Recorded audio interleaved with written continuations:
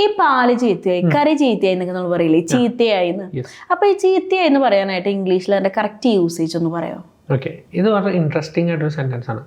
Sentence interesting എന്ന് പറയുന്നത് എളുപ്പമാണ്, എല്ലാവർക്കും അറിയാം. പക്ഷെ അതിനകത്ത് രണ്ട് കാര്യം ശ്രദ്ധിക്കാൻ പറ്റും. ഒരു രീതി മിൽക്ക് ഈസ് സ്പോയിൽഡ് എന്ന് പറയാം. നിങ്ങൾ പാല് കുടിക്കാൻ പോവാണ്, അപ്പോൾ ഞാൻ പറയാം ഡോണ്ട് ഡ്രിങ്ക് ദാറ്റ്, അത് കുടിക്കരുത്. Okay, that milk is spoiled, അതായത് ഇപ്പോൾ അതിൻ്റെ അവസ്ഥ ചീത്തയായതാണെന്ന് പറയുന്നതാണ്. പക്ഷെ ഞാൻ പറയാണ്, നിങ്ങൾ എന്താണ് പാല് ഫ്രിഡ്ജിൽ വെക്കാനത്? ഓക്കെ, ആ പാല് ചീത്തയായി പോയി. ഓക്കെ, ഇത് കഴിഞ്ഞു പോയൊരു സമയത്ത് അങ്ങനെ ഒരു പ്രവൃത്തി സംഭവിച്ചു. ഇവിടെ മിൽക്ക് ഹാസ് സ്പോയിൽഡ് എന്ന് പറഞ്ഞു.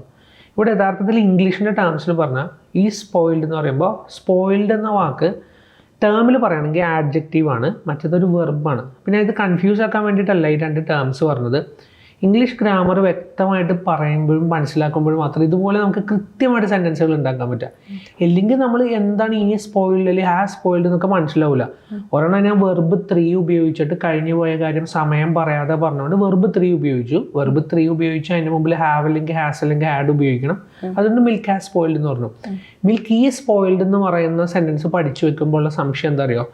നമ്മൾ ഈ ഈസാറാമിൻ്റെ കൂടെ ING വെർബ് ഉപയോഗിക്കണം എന്ന് പഠിച്ചു വെച്ചിട്ടുണ്ട്. അപ്പോൾ ഇവിടെ ED ഫോം വന്നു.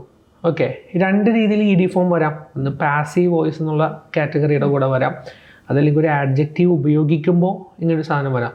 അപ്പോൾ ഈ സാധനങ്ങൾ എങ്ങനെയാണ് ഒരു ആഡ്ജക്റ്റീവ് ഞാൻ സെൻറ്റൻസിൽ ഉപയോഗിക്കുക, പാസീവ് വോയിസ് ഉപയോഗിക്കണം, എങ്ങനെ ആക്റ്റീവ് വോയിസ് ഉപയോഗിക്കണം, ഇതിൻ്റെയൊക്കെ കാര്യങ്ങൾ യെസ്, അത് മനസ്സിലാക്കണമെങ്കിൽ ഗ്രാമർ നന്നായി പഠിക്കണം. നമ്മളിപ്പോൾ വെറുതെ എന്തെങ്കിലും ഈ സാറാം എൻ്റെ അർത്ഥമാണ് എന്ന് മാത്രം പഠിക്കുമ്പോഴാണ് ഇങ്ങനെയുള്ള പല പ്രശ്നങ്ങളും ഉണ്ടാവുന്നത് കേട്ടോ. അപ്പോൾ അത് പഠിക്കുമ്പോൾ, ഗ്രാമർ പഠിക്കുമ്പോൾ കറക്റ്റായിട്ട് അതിൻ്റെ യൂസേജ് വളരെ സിമ്പിളായിട്ട്, അത് ഞാൻ എടുത്തു പറയുകയാണ്, സിമ്പിളായിട്ട് തന്നെ അതിൻ്റെ കറക്റ്റ് യൂസേജ് നിങ്ങൾ പഠിക്കുക കേട്ടോ. അപ്പോൾ അത് സിമ്പിളായിട്ട് പഠിച്ച് അതിൻ്റെ അഡ്വാൻസ് ലെവൽ വരെ എത്താൻ വേണ്ടിയിട്ട് നമ്മുടെ പുതിയ ബാച്ച് സ്റ്റാർട്ട് ചെയ്യണം കേട്ടോ. താല്പര്യമുള്ളവർക്ക് താഴെ കാണുന്ന നമ്പറുമായിട്ട് കോൺടാക്ട് ചെയ്യാം. English Bus. Learning Simplified.